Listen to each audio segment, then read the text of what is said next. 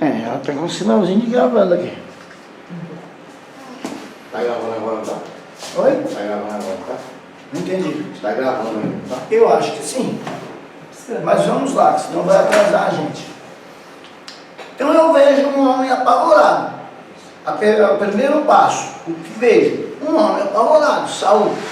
O principal personagem do texto é Saul. E ele é um homem apavorado. Então aí eu começo a ver os detalhes desse estado de Saul como se eu fosse um detetive. Eu investigo o principal personagem do texto. Eu faço a observação. O segundo passo é a interpretação. É o passo que nos leva a buscar a explicação e o significado. Bom, então vamos interpretar o que está acontecendo com este homem apavorado. Ele está tão apavorado que ele pede uma coisa que ele mesmo havia proibido, que é a consulta de uma feiticeira. E aí eu continuo interpretando o texto. A feiticeira, ela é acostumada a fazer subir espíritos familiares. O que são espíritos familiares? São demônios com os quais ela já está acostumada a lidar. Se chama de espíritos familiares. É igual a qualquer outra sessão espírita. A pessoa vai na sessão espírita, o médium vai fazer subir um espírito familiar, um espírito que ele já está acostumado a conversar com ele, entendeu? A ser manipulado pelo espírito e a manipular o espírito. Só que ela tem uma surpresa. Ela também tem uma surpresa, porque sobe um espírito que ela não era acostumada a conversar. Ela que, peraí, quem é esse velho enrolado numa capa aí? Aí ela começa a se tocar, velho enrolado em capa, isso é profeta. Aí ela fala, peraí, você me enganou. Você mesmo é Saul. Você mesmo é Saul, você me enganou. Aí ele fala para ela, não, sossega que não vai acontecer nada com você. Vê aí o que ele tem para me dizer. E não é, bom, não era para eu falar isso agora. E aí o espírito engana os dois, engana Ptolemias e engana Saul. Por quê? Porque não é o espírito de Samuel. É Saul quem pensa. O narrador, ele passa a impressão de Saul. Saul, com medo, acha que é o espírito de Samuel. Se saísse o tatu daquele buraco, ele ia dizer que era o espírito de Samuel, porque ele estava louco de medo. Entendeu? E aí, como é que a gente prova que não foi Samuel que subiu? Primeiro, pela correlação. Quando você faz a correlação, que é o próximo passo, observação, interpretação, correlação. A correlação é você comparar com outros livros da Bíblia que falam sobre o mesmo assunto. Aí, todo lugar que você tenta comparar, proíbe a consulta aos mortos. Levítico proíbe, Deuteronômio proíbe. Proíbe a consulta aos mortos. Então, se é proibido, por que Deus liberaria para quebrar o galho de um sujeito atrapalhado igual Saul? Então a correlação não favorece a conclusão de Scofield, porque a correlação ela vai dizer que a consulta aos mortos é proibida. Pastor, e existe diversos teólogos, comentaristas e bíblias, né, conhecidas aí no nosso mercado, que eles defendem que realmente Samuel, ele subiu aqui. Mas Alex, mas eu entendo que realmente não era. Tem um problema, filho. Sabe por que eles defendem isso? Porque eles não estudaram no Betel. Se estudassem no Betel, não falava uma coisa dessa, não. Brincadeira essa parte. Não falava mesmo. Não falava mesmo. Mas brincadeira essa parte, o que acontece? Usa um método errado, chega na interpretação errada. Se usar um método analítico, não chega nessa interpretação, não tem como chegar. Vocês estão percebendo que eu estou usando o método analítico? Observação, interpretação, correlação. Isso. Aí aonde que eu estou chegando? Eu estou chegando no fato de que Scofield está errado, que não era Saul que estava subindo, que não era Samuel que estava subindo. Saul foi enganado e a feiticeira também. Não tem como chegar a outra interpretação sem torcer as escrituras. Porque chegar a outra interpretação é dizer que Deus mudou toda a estrutura dessa proibição à consulta aos mortos para favorecer Saul. E Deus não fez isso. É porque o próprio texto vai dizer, e Saul entendeu, né? Saul entendeu. Na concepção dele. Então tudo bem com o método analítico? Sim. Sim. Se precisar, vocês conseguem fazer isso? Tá ótimo.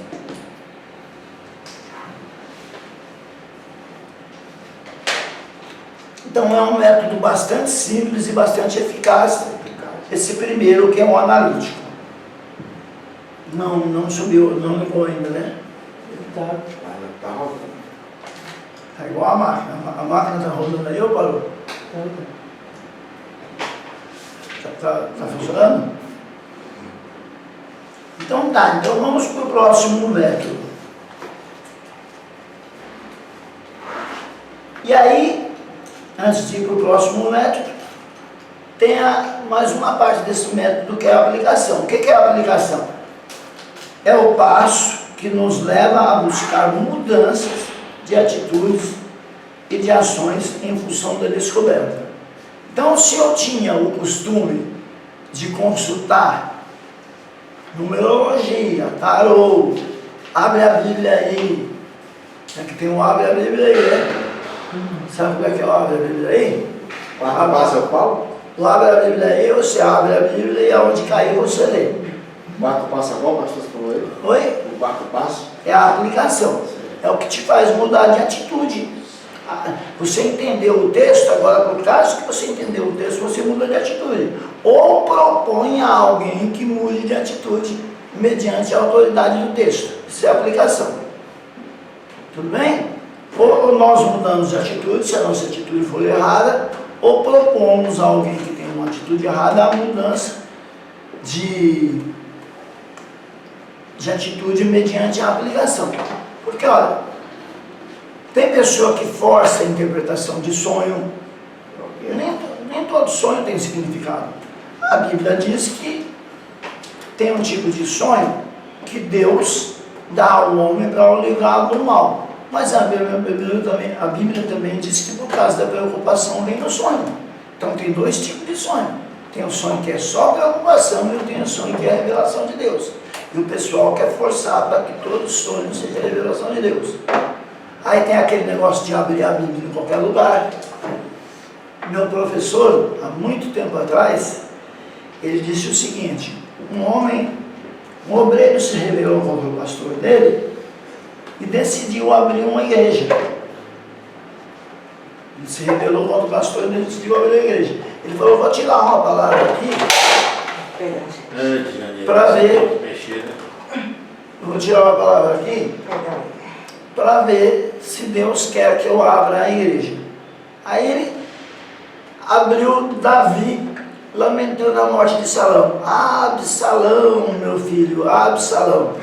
Aí ele foi e abriu um salão. Ele nem aplicou nenhum método de interpretação, ele foi direto. Mas como eu estou falando aqui da aplicação, a aplicação deve nos levar a uma mudança de atitude ou aconselhar alguém a mudar de atitude. O próximo método é um método sintético. É um método utilizado nos estudos que abordam cada livro como uma unidade inteira e procuram o seu sentido como um todo de forma global. Esse método é um método que é aplicado por quem escreve o texto ou pelo professor. O professor chama a sala e ele diz assim: vamos estudar o livro de Gênesis.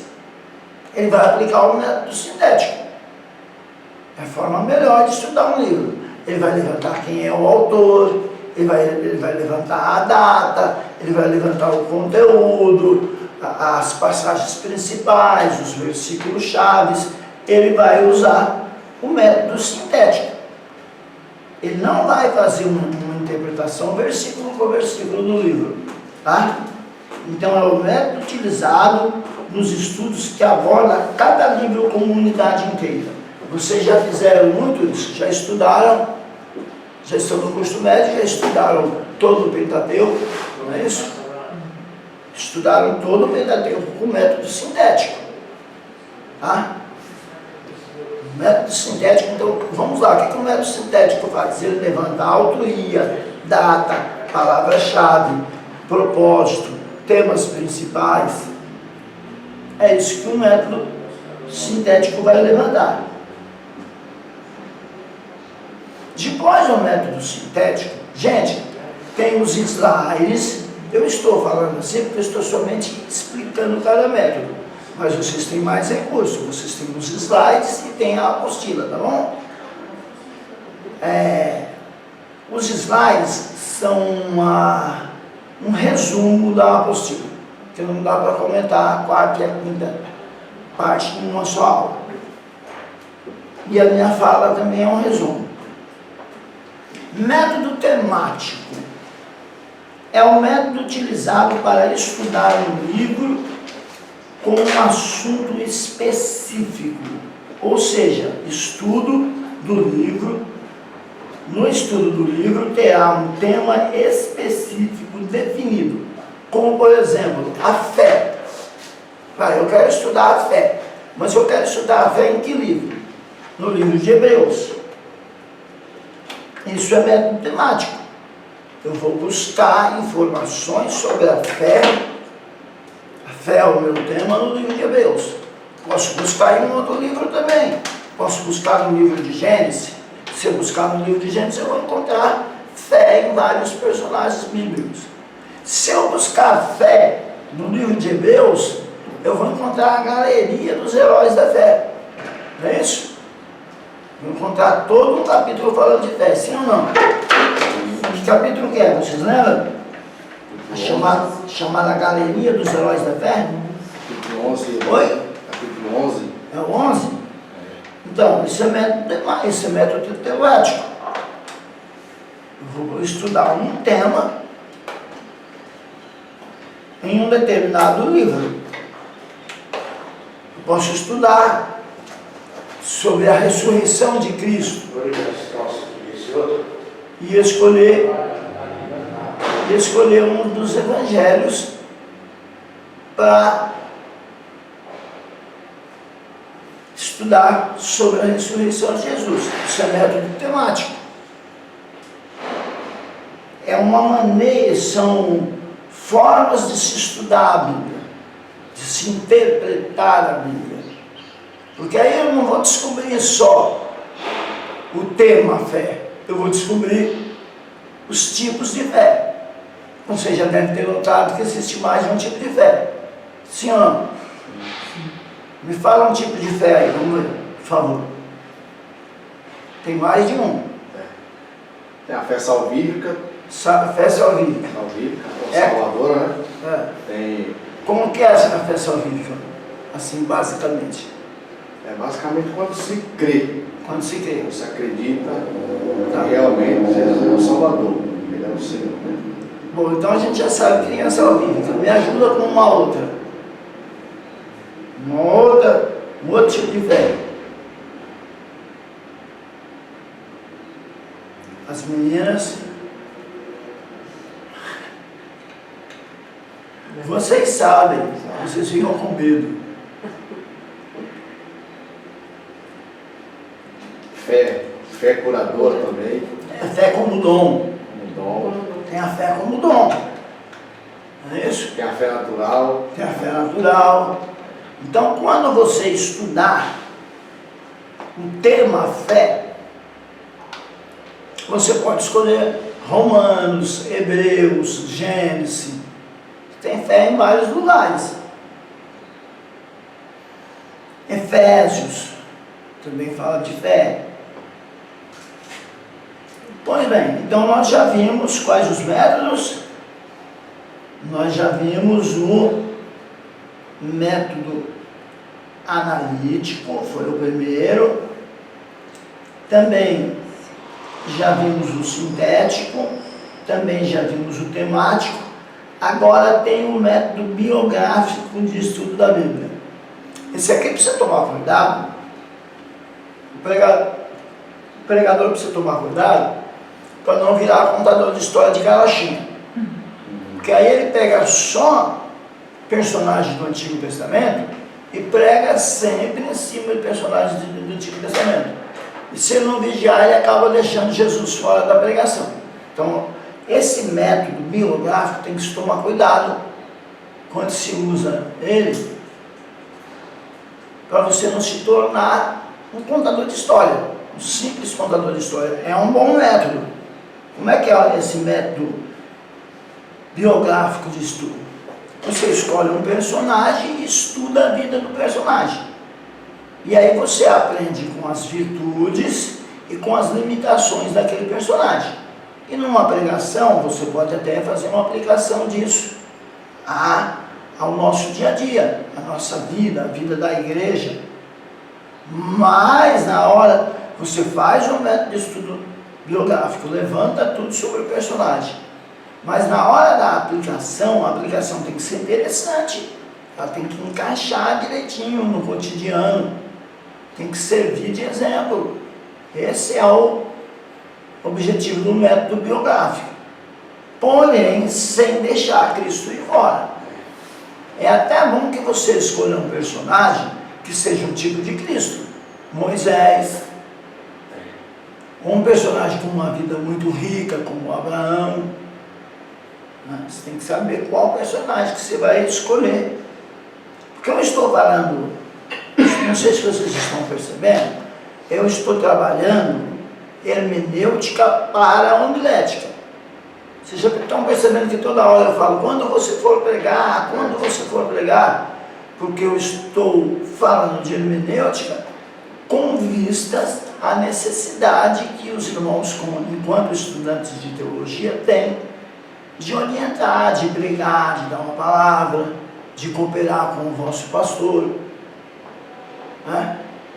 Então, estou trabalhando em hermenêutica já com vista à homilética. Eu tenho um pequeno trabalho escrito. Esse trabalho chama-se A Trilogia da Comunicação Evangélica. Logia, palavra.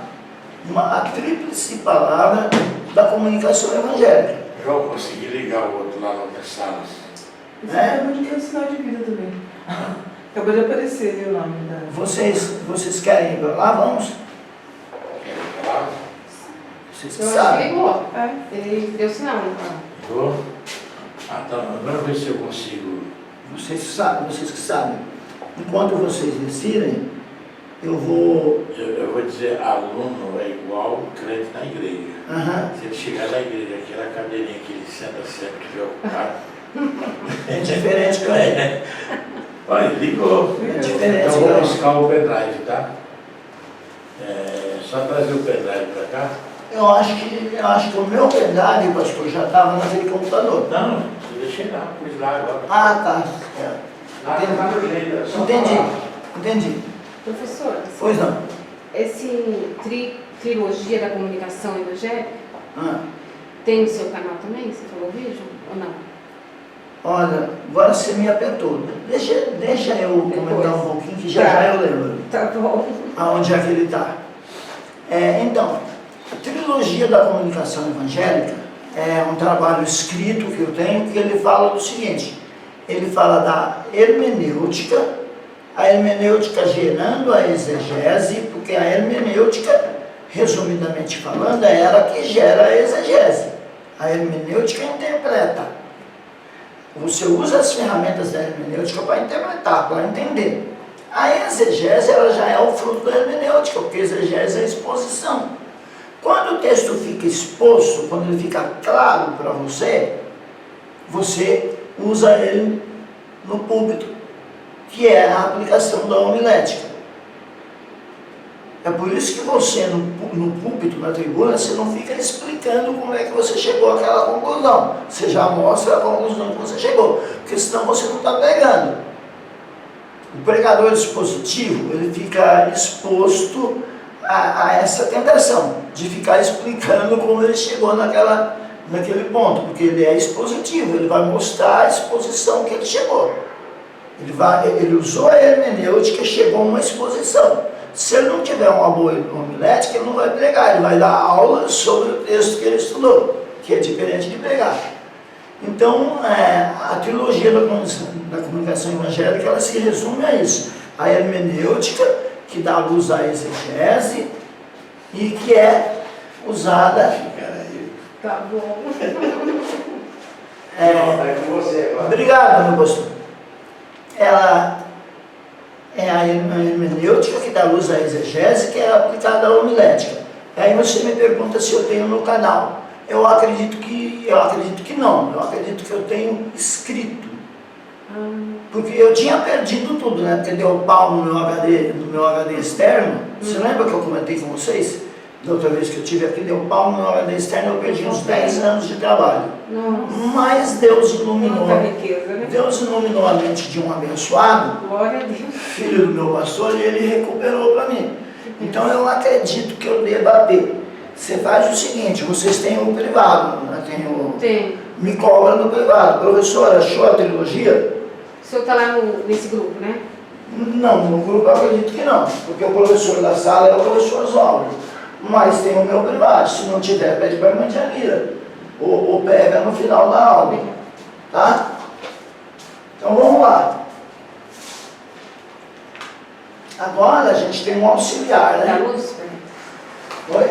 Pode apagar a luz? Fica à vontade. Não está pegando? Agora a gente tem um auxiliar. Não. Será que esse negócio está funcionando? Está funcionando? Tá. A máquina está funcionando? Tá funcionando a máquina. Mira nele. Ótimo. Mira nele aí. cara. Legal. Vocês querem água? Eu quero água para vocês. Não, obrigada, essa pessoa. Obrigadinho, tá bom? Senhor água? Não, obrigada. Senhor cara? O senhor João?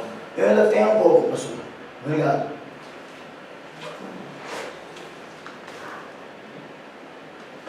Então, tudo bem com esse último método, o biográfico. Tomar cuidado para não virar contador de história, carochinha.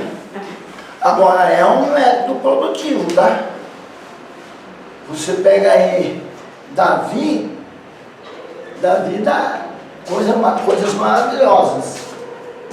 Davi rende um estudo biográfico acerca de Davi. E de alguns outros personagens também. Né? Tem biografia pequenininha que rende, que é uma beleza. Se quer ver uma biografia pequena, que certa vez rendeu, foi bom, me ajudou bastante, a mulher de Nabal, como é que era o nome dela?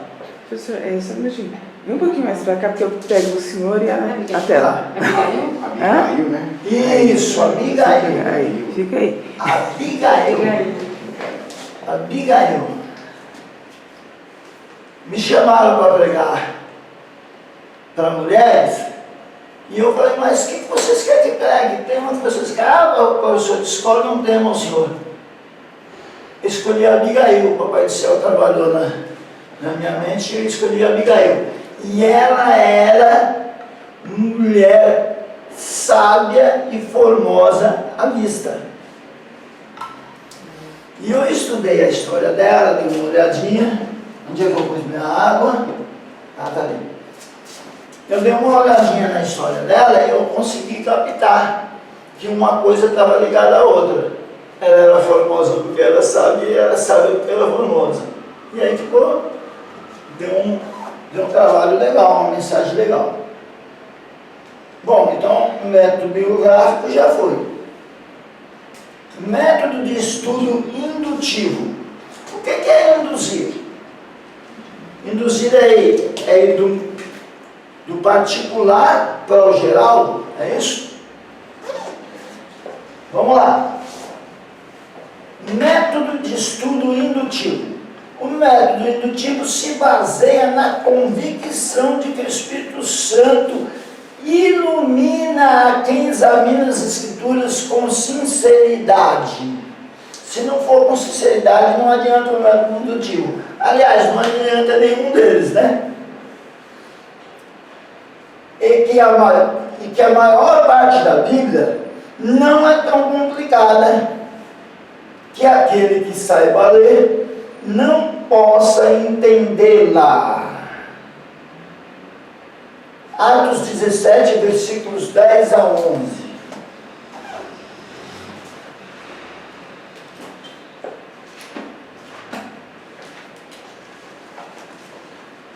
Atos 17, versículos 10 a 11. Estou no lugar certo, Senegal fez, né? Tô certinho. 17 aqui? Versículos 10 a 11. Atos 17, versículos 10 e 11. Posso ler? Pode fazer. Então, logo ao cair da noite, os irmãos enviaram Paulo e Silas para Bereia. Chegando ali, dirigiram-se à sinagoga local. Os bereanos eram mais nobres do que os tessalonicenses.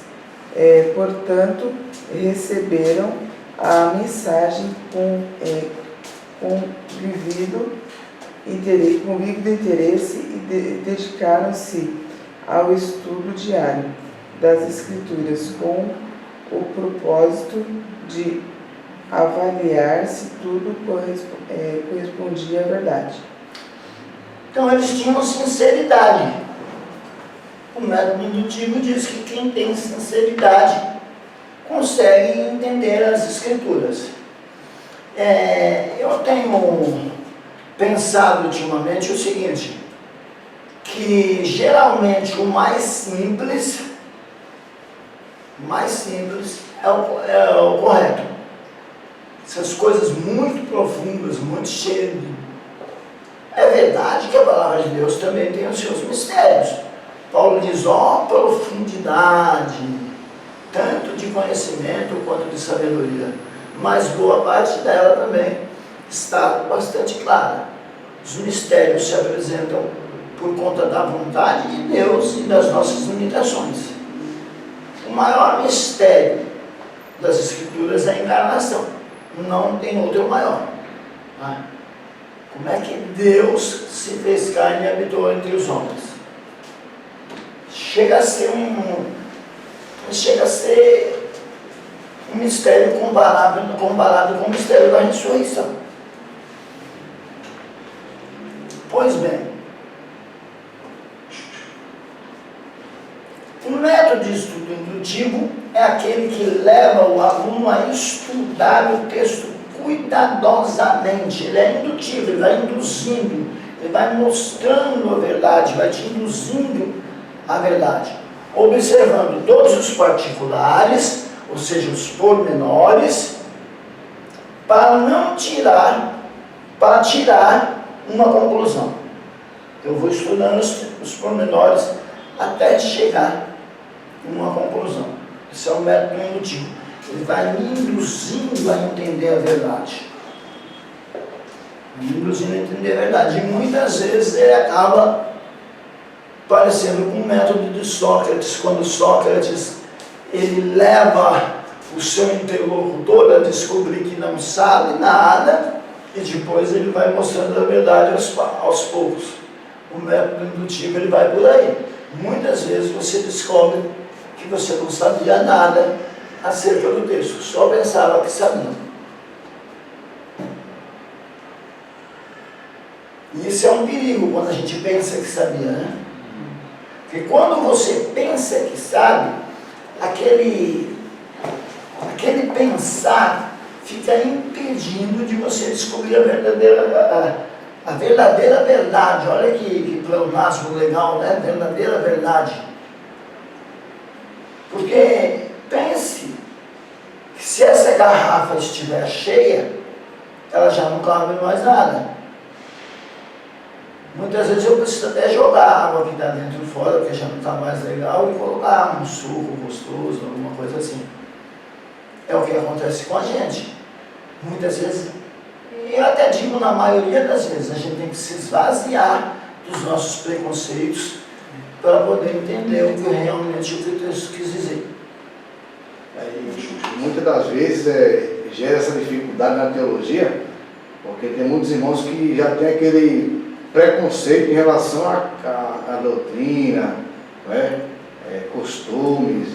Aí quando chega aqui começa a ouvir coisas diferentes, aí entra em conflito ele mesmo com aquilo que ele já entende, que ele já pensa que é verdade, né? Então Isso é terrível. terrível. É por isso que um dia eu disse para os meus alunos, faça como eu, siga o meu exemplo. Eu pensei que sabia de tudo, que entendia de tudo, mas vivia no ar. Agora eu sei o que aconteceu. Quem sabe menos das coisas sabe muito mais que eu. Acabou. Depois que eu descobri isso, ficou uma beleza. Só que demorou muito tempo para me descobrir. Porque eu passei muito tempo achando que sabia de tudo. Até um dia que o pastor Vicente me chamou para ver um livro. João, olha o livro que eu ganhei. Aí eu, bobinho. Ah, pastor, eu conheço esse livro. Ele fala sobre isso. Ele guardou o livro e falou, poxa, se eu soubesse que você já sabia tudo, não tinha nem te mostrado o livro. E eu fiquei com uma vergonha, fiquei vermelho. Aí no final do expediente, eu trabalhava com ele nessa época o dia todo. No final do expediente eu cheguei para ele, pastor, o senhor me perdoa, tal, minha presunção. Ele falou, não, João, o que você fez não é pecado, não tem que te perdoar, não. Só que é o seguinte, sempre que você achar que já sabe tudo, vai te impedir de aprender algo novo. Aí, pois bem, vamos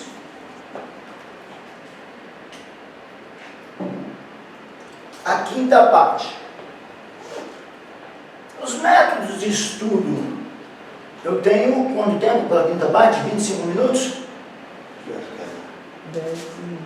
10h05, a aula termina 10h30, né? Então tá. Os métodos de estudo da Bíblia, supracitados, ou seja, esses que nós discorremos aí, guiam as regras fundamentais de interpretação. Os métodos guiam as regras. Os métodos, como eu vou fazer? Eu tenho os métodos. Agora, esses métodos guiam as regras que estão juntas a eles mesmos. Eu não vou citar todas as regras, tá? É um resumo, eu peguei as que me chamaram a atenção e vocês estudem a apostila. Os métodos de estudo da Bíblia, supracitados, ou seja, os que nós comentamos, guiam as regras fundamentais de interpretação e estas norteiam uma boa hermenêutica. Então vamos lá, eu tenho métodos, regras para chegar a uma boa hermenêutica. Vamos pensar nisso? Será que é legal a gente repetir para a gente memorizar? Eu tenho métodos,